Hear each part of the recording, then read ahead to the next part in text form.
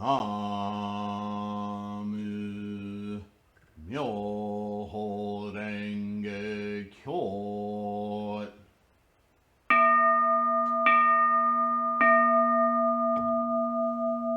Namu Myoho Renge Kyo.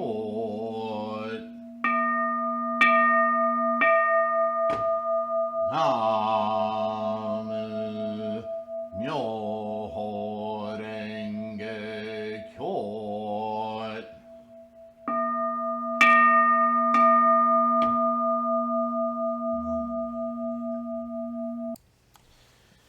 Namo Myoho Renge Kyo. Hello, everyone. Thank you for being here. I hope you're in good health and secure. Namo Myoho Renge Kyo. All right. I'm in an odd mood this morning.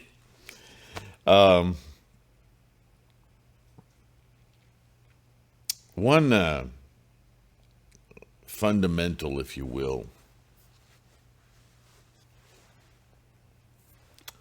exposition of Buddhism is the unity, the symbiosis, the interdependent origin of what we identify as self and one's environment, all the way out to the universe itself. In Buddhism, that idea of other, of division, of a difference, is a perceptive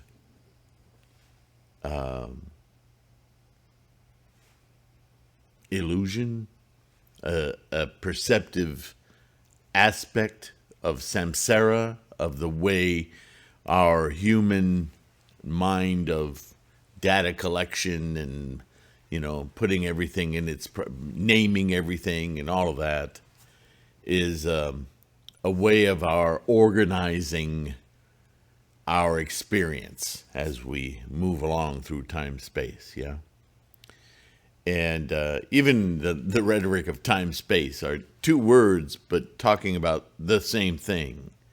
So Buddhism looks at everything this way, and certainly our human apparatus, mind, as part of and integrated in and dependent on.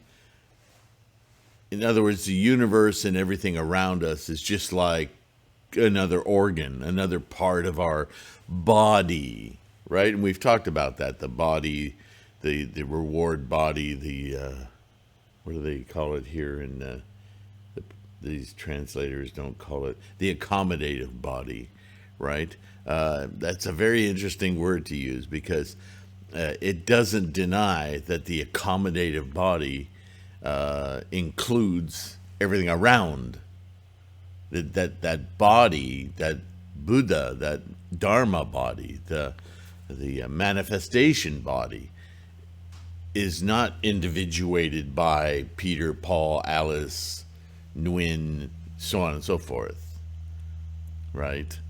It's all one thing. And we hear it in Nichiren all the time.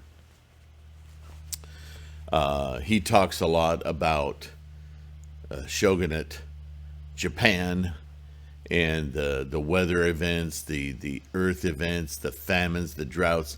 He relates them directly to the attitude of the Japanese people, the attitude, the promulgated attitude of the leaders of the nation. They're even more guilty because they're not just following orders like authoritarian people will do, but they are the authoritarian voice. So they are guiding the nation in this habitual disrespect to the true nature of life.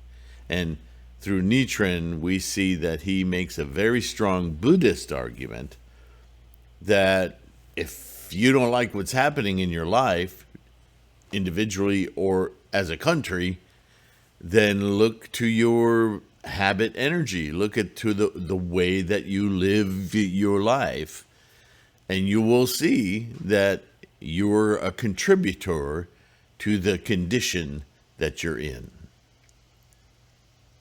Right? That's a very Buddhist, very, 20,000 foot view of how we are an interrelated, integral, not other, but integral part of all life and its continual moment to moment manifestation. Yeah? So, excuse me. As we continue with the opening of the eyes, or in this translation, opening your eyes, chapter 3 is, why should various sects be criticized? Now, it may not make sense yet, but you'll see why it does. After the Hoso and Shingon sects were transmitted from India and the Kigon sect was revived in China, the Hoso sect among them was against the Tendai sect in its preachings. But see, there's an error in translation. They keep using, or in this translation at least, of this particular Gosho, they keep using the word theology, but there is no theology in Buddhism. How they insert this word into the thinking, this is a westernization that just doesn't belong in Buddhism.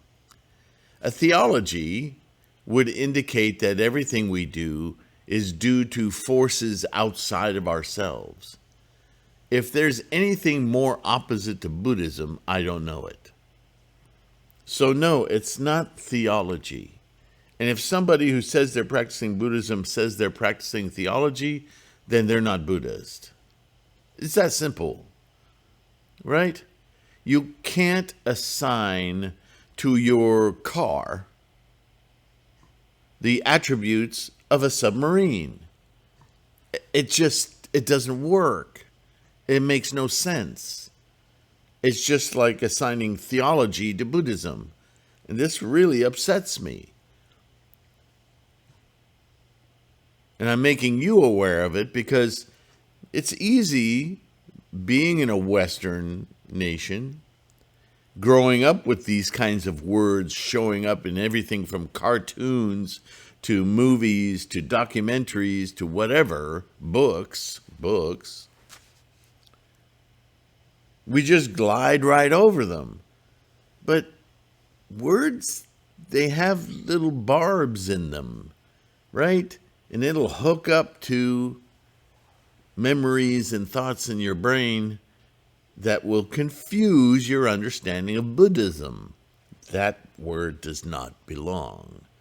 And I need you to be sensitive to this because I'm trying to catch them all, but you'll catch some I've missed because I too have grown up in Western cultures and I'm barraged daily from my phone to television to the internet to books that I read.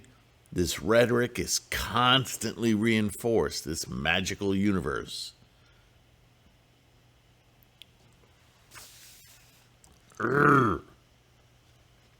Okay. So anyway, I'm going to replace theology with teachings, okay? Because that's much more normative, real, unspoiled, at least thus far. Both opposing each other like water and fire. Although the Tripitaka master Xuanchang and his disciple Grandmaster Tsuen of the Hoso did not go so far as to abandon their own schools, they seem to have surrendered to Tendai in heart as they read his interpretations carefully and realize their own fallacies. Not in theology, but in the teaching and the fallacies that was inculcated from previous masters into their teachings when they read Chi's treatises of Tendai. Oh, yeah, that makes sense. That's kind of obvious. Why doesn't the sect I'm a member of understand that. Right? Next, the Kigan and Shingon sects. So remember, the title of this is Why Should They Be Criticized? So without saying it directly, Nichiren is pointing out because they have fallacies, because they have misdirection, because they will lead you the wrong way, and you won't be practicing correctly. So why practice at all? If you want to be a gymnast, you don't practice falling on your face. You may fall on your face, but not because you're practicing to do so. Right? You may become an expert at falling on your face, but that won't get you anywhere in gymnastics. So next, the Kigan and Shingon sects were originally provisional sects, based on provisional sutras. They were steps in understanding, right? Tripitaka Master Subakarashima, Shanwu Wei, and Vajrabodai Chinkang-chi, he says, stole the 3,000 existences contained in one thought concept from Tendai and used it as the basis for their own school. Why did they do this? And you might say, well, so that's a good teaching, so who cares if they add it to their teaching? Because they take the concept and then they couch it in a bunch of misdirection. So now the concept isn't the concept anymore. It's just the rhetoric of the concept. So they can seem like they know what they're talking about, because obviously they're inferior. Otherwise, why steal the concept, right? But they use the concept to mislead, which is even more heinous than not understanding it at all. Let's read on, and maybe Nichiren will explain this in a better way than I can.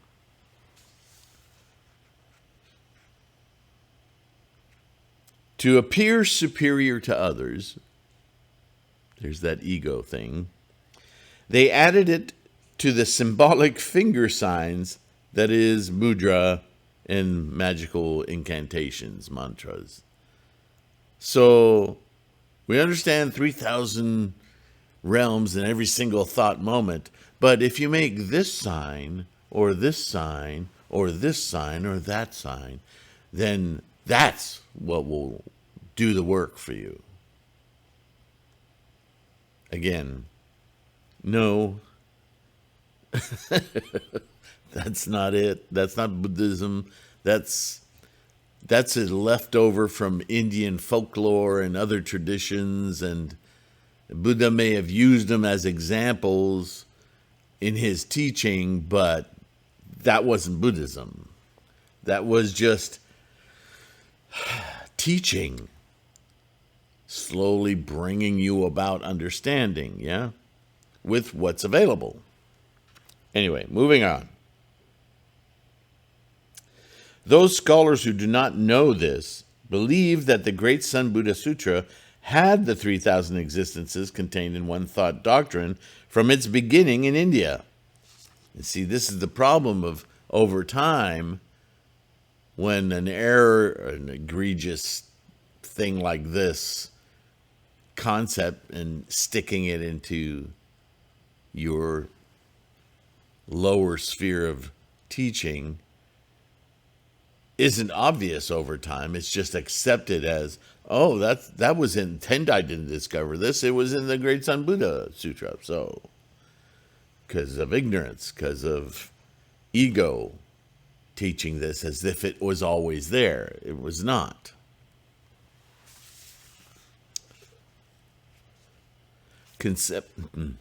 Conceptually, everything in Buddhism was there from the get-go. You hear me say that all the time. But these conceptual deep dives into the intricacies of how certain aspects of understanding the way our mind works, they develop over time. They have their proper sequence, their proper order. To get them out of sequence is to change the meanings and lose the significance of those very same teachings. You see, there's a difference there. At the time of Quan, the Kigan sect stole the doctrine and read it into the words of the Flower Garland Sutra, asserting, quote, mind is like a skillful painter, end quote. People don't realize this. So they changed the wording of the concept to suit the wording of an earlier sutra, to claim that that sutra, because it had that concept already, is superior. But that's not the way that earlier teaching had that concept. They're force-fitting a size 7 shoe on a size 12 foot, or vice versa. Whatever, you get the analogy. The six sects of Nara, such as Kigan, were brought over to Japan before the Tendai and Shingon sects. The Kigan, Sanran, and Hoso sects continued to disagree like water and fire. Then Grandmaster Dengyo appeared in Japan. This is hundreds of years later, and not only refuted the fallacies of the 6 sects in the southern capital of Nara, but also decisively proved that the Shingon sect had stolen the Tendai interpretation of the Lotus Sutra in order to establish its own foundations. Not because they understood the 3,000 realms in a single thought moment, but they adopted the rhetoric of it to act as though they understood this teaching before Tendai, but they didn't. That's why they assigned concepts of the 3,000 realms in a single thought moment in finger signs. They didn't get it at all. Or if they did at all, they did so knowingly, disparaging the doctrine in favor of their ego, their control, their mastery of the people that follow them. Oh, yes, magical, yes. Oh, mystical, I can't understand that. Oh, yes. Oh, you're a master. Authoritarianship.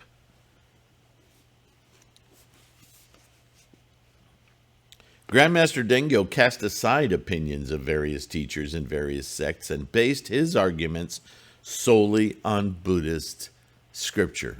In other words, the sermons of Shakyamuni Buddha. If you go back to the teachings of Shakyamuni, these weird transgressions and deviations, they just evaporate. It's obvious where they just cropped up. They don't belong.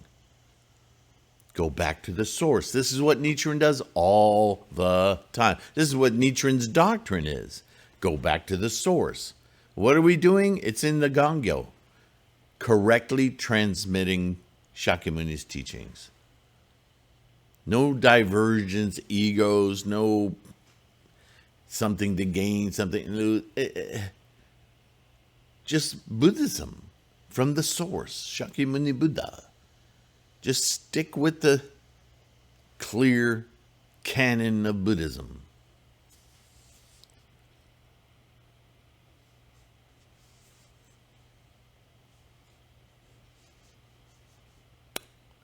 He thus won debates against the high priests of the 6 sects, 8, 12, 14, and some 300 in number, including Grandmaster Kobo.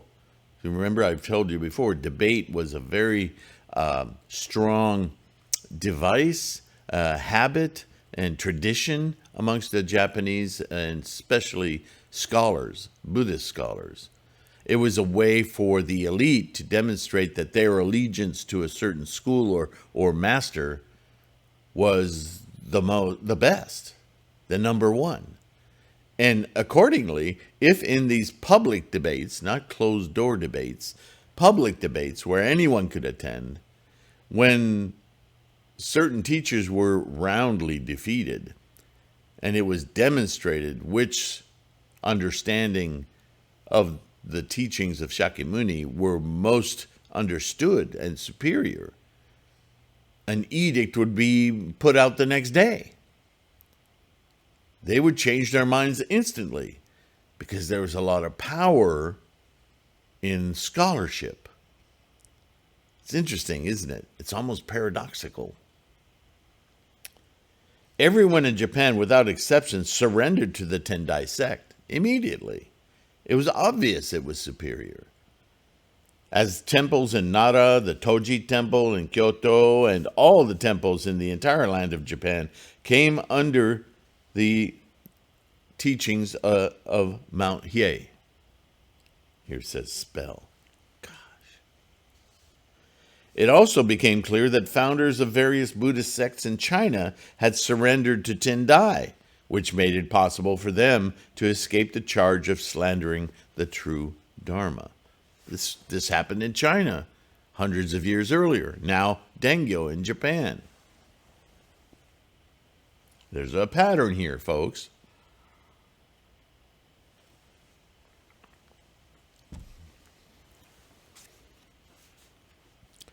Afterwards, as the world degenerated and the understanding of the people deteriorated, see, they're losing their capacity, the fine teachings of Tendai was no longer studied. As other sects grew stronger in devotion, so, just because the edict was passed that Tendai Buddhism in Japan, for instance, in this case, was the law of the land, it doesn't mean that these other little vestiges of, I'm not going to go with that. I'm going to do my own thing. Well, my buddies believe, blah, blah, blah, blah. And so these other little pockets of schools, even though they're no longer in the good graces of the elite and the leadership of Japan, they're maintaining their own little sub-communities, right?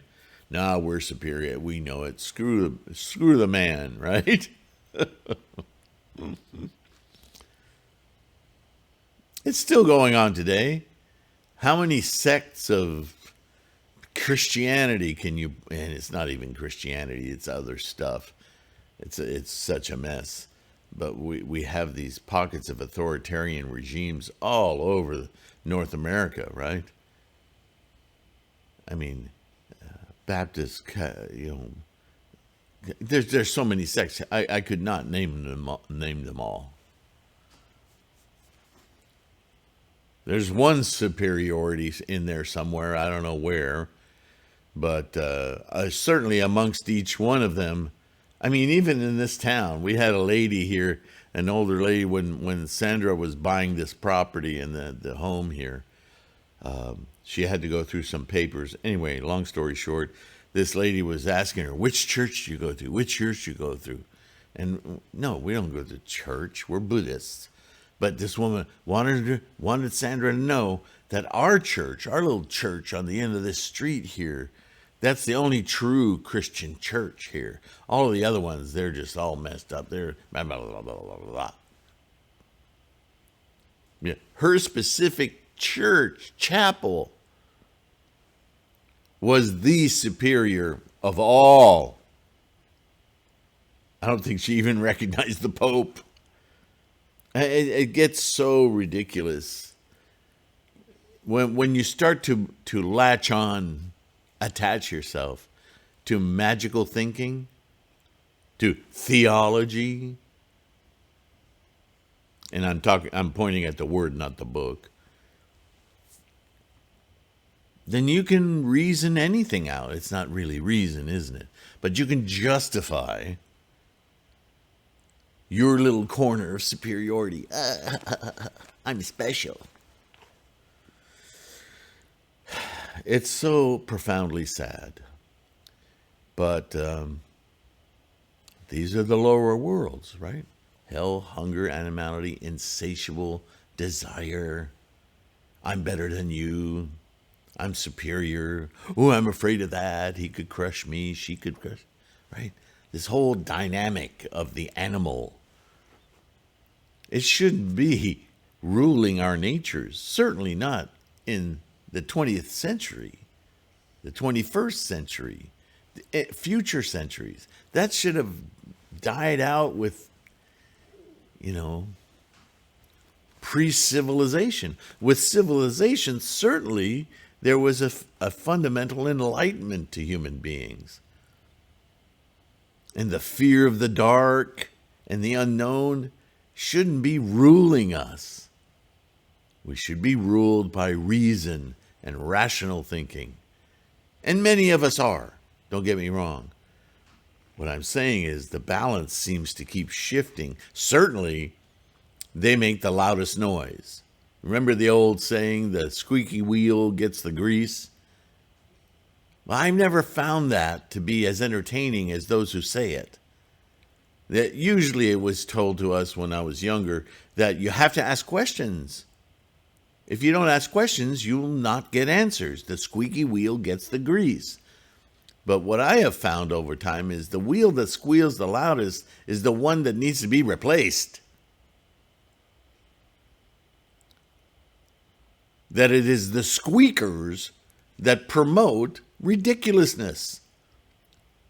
They get the most attention. They're the ones on the television. They're the ones in the newspaper. They're the one. It's all about celebrity, sensation, whining, entitlement, blah, blah, blah, blah, blah, blah, blah. I want. There's very little voice in the world, on your phone, on the internet, of reason, rationality. Right? That's what I'm lamenting. We must give greater voice to the reasonable, the rational. There's plenty to investigate there. There's plenty of inspiration and excitement and wonder to experience there. Why always the lowest common denominator? It's so tiresome. Which is why the wheels that aren't squeaking are just, they can't be bothered. It takes too much effort. You know? Afterwards, as the world degenerated and understanding of the people deteriorated, the fine teachings of Tendai were no longer studied. It takes work to be rational. As other sects grew stronger in devotion, the Tendai sect was reduced gradually by the 6 sects of Nara and Shingon until it was no longer equal to them. It was further reduced by unworthy Zen and Pure Land sects, with lay members moving over to those false sects. The movement was gradually at first, but in the end, even revered high priests or monks all left Tendai to strengthen those sects of the Zen and the Pure Land. Amida Buddha. Meanwhile, the farms and fiefs of the 6 Nara sects, all their land holdings, as well as those of the Tendai and Shingon sects, were all destroyed, and the true Dharma of the Lotus disappeared. The true Dharma that they were all chipping away at for their own was diminished to nothing. It had been completely raped, and I don't use that word lightly.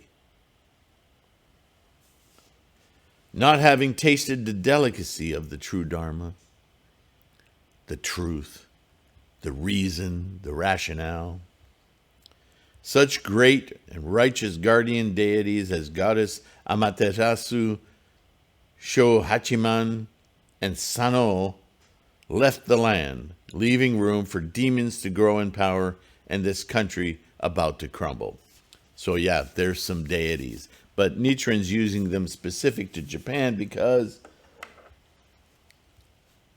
they represent aspects of the mentality of the Japanese people, like nationality and origins, specific origins of might, enlightenment, so on and so on. All these lofty qualities they assign to personages like Hachiman, yeah? The land of the rising sun, the sun goddess, Japan, right? It's not that these gods exist. It is the personification of them that's inculcated into the cultural mind of the people of the country. And this is why Nichiren is addressing them in this way. In a way, you could fault Nichiren for doing that, because by using that folklore, he is giving credence to that manifestation outside the self of this other force, this otherness, rather than identifying it specifically as the people's manufacturing, the people's construction of that ideation. Yeah, because that's what it is. And this is how he ends this chapter. So Nichiren thinks he's made his point. But in case it wasn't clear, I'll restate it in a different way. The reason, quote, why should various sects be criticized is because they actively diminish reason, rationale, and the perfect teaching. They just disembowel it. They take away all of its potential for lesser egotistical reasons, and therefore affect the life condition of others, the environment, the country. And so if you're a nationalistic people, you should see that Nichiren is saying, hey, all of you rah-rah nationalists, Japan is great. Take a look at what the philosophy of the nation is doing, eviscerating the very pediment that you're standing on in order to announce your greatness. You're sinking in the sand, dude. This is why they should be criticized. Ah, makes sense, yeah? This next part is about one of the fundamental arguments about the Lotus Sutra is that throughout the pre-Lotus Sutra teachings, people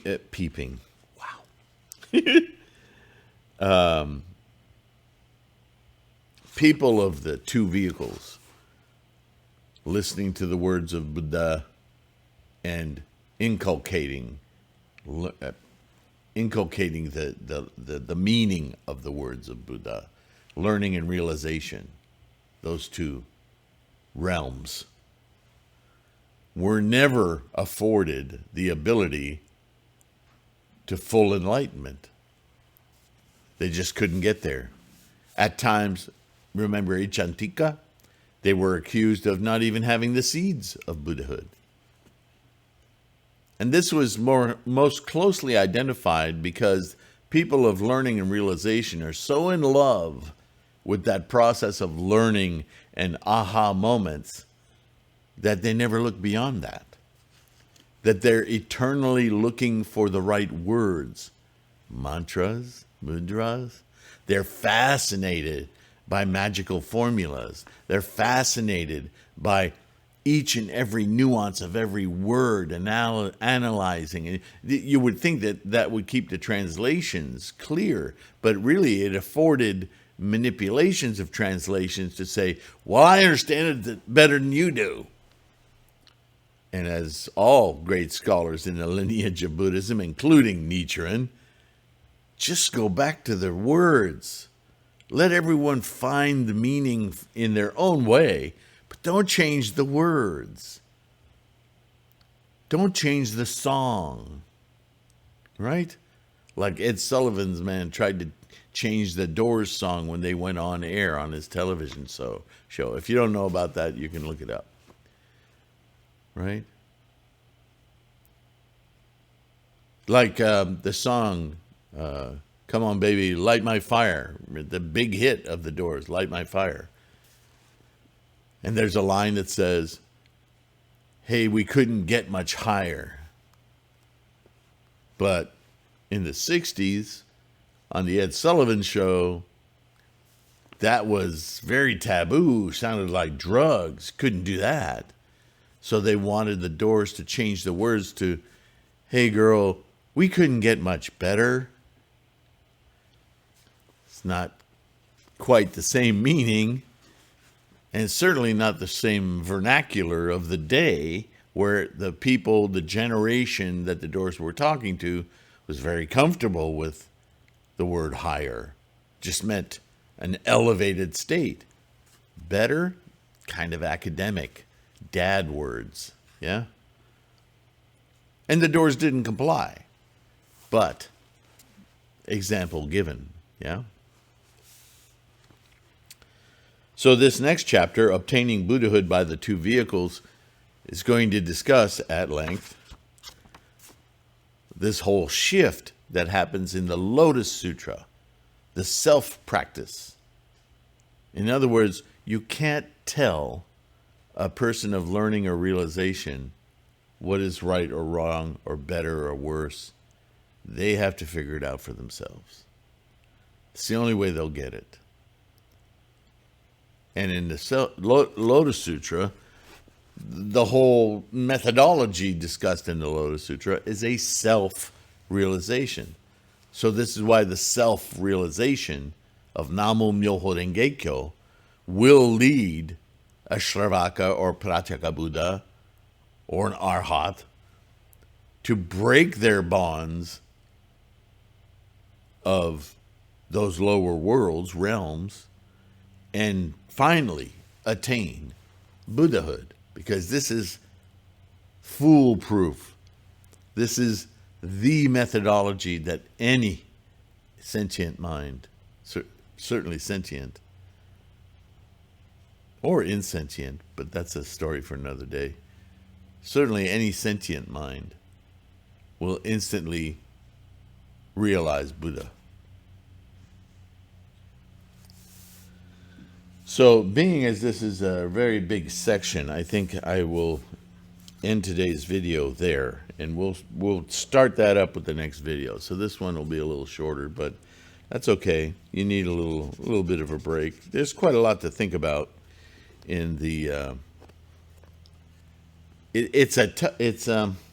I will say that what we just discussed about why should various sects be criticized is going to touch a lot of nerves.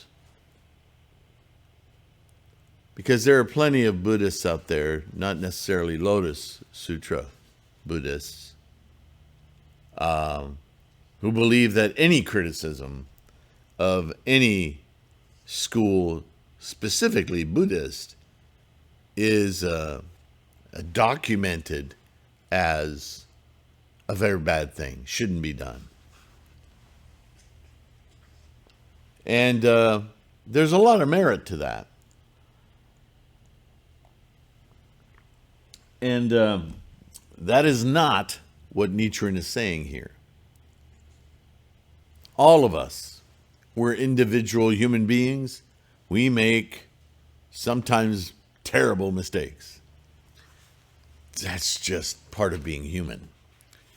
Reparations, realization, adjustment, rationale, we're all capable of doing that. And so it doesn't matter.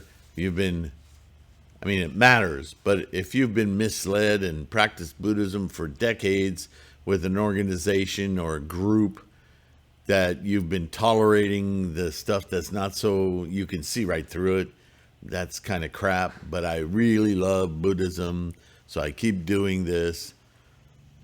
Nichiren is pointing out that it is the sect, the group, the organized, the mob think that needs to be called out, because it's disparaging Buddhism. It's making it less effective and even destroying it altogether. And in this age, in this epoch, we can't afford that error. We have to redress it immediately.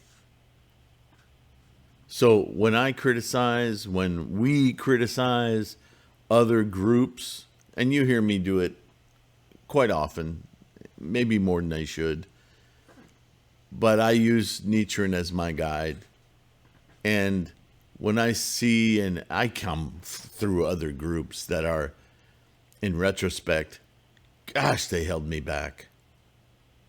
And it's upsetting, but more than that, they're still doing it. They're still infecting a great many people. So I'm not calling out specific people. I'm not saying they're bad people. I'm saying the politic of the organization always comes first. Always. It's how organizations work. It's how corporations work.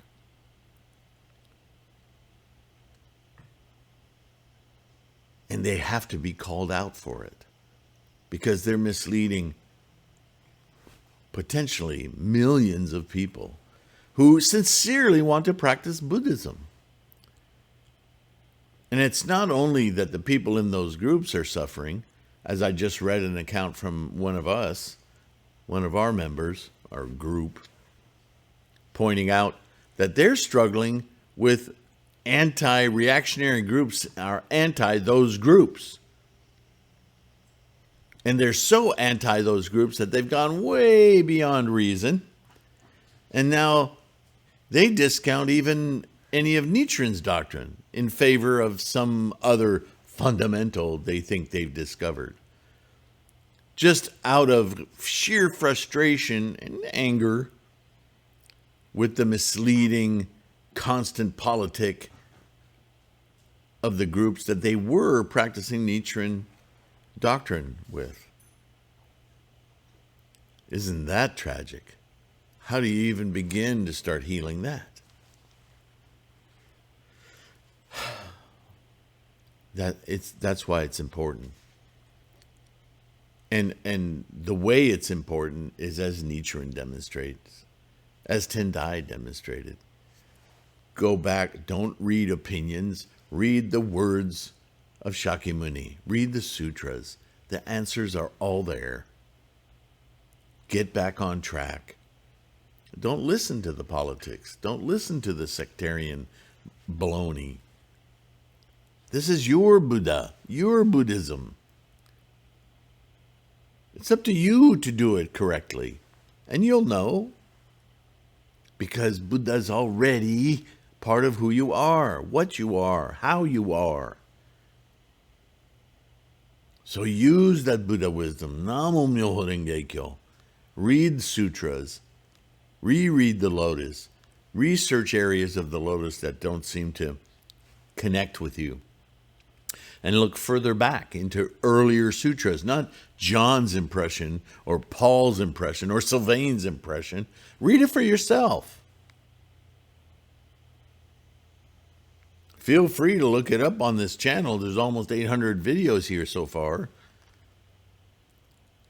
Look up each chapter of the Lotus Sutra. I've got a video on it. I'll read through it with you. Maybe something I have to say will make you go, now I get that. Now I get it. But you'll get it through your own mind. You won't be repeating what I say. You may hear words that I say as your aha moment. Go ahead, use them. They're not my words. They're just me exploring my understanding. And if those are fundamental to your insights, then use them. But understand that what you and I are doing is researching, validating, inculcating, rationally seeking out the meaning in Shakyamuni's words.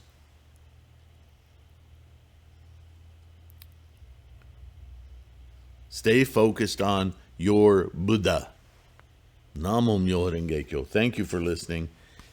I am looking forward to continuing. This is a really great writing of Nichiren's. It's very important. I think you can see why. And I'll continue and see you in the next one. Yeah? Don't forget, Lotus Sutra or threefoldlotus.com. Lots of documents you can download from there and study. My own research. The bookstore, the mandala store, the podcast are all free. Make use of them. Keep your practice strong. Be kind to yourself. Take care of your health. And I'll see you in the next one, okay? Thanks for being here again. Thank you to my patrons. Those of you who can support this channel with some donations. Money, right? It's a tiresome plea, but it's necessary. So my apologies. I hate to plead for money. All I can do is congratulate you, those of you who can make donations. You're deeply, deeply appreciated. Not just by me, but all of us who are participating in this Sangha. Yeah? Namo Myo Renge Kyo. I will see you in the next one. Bye for now.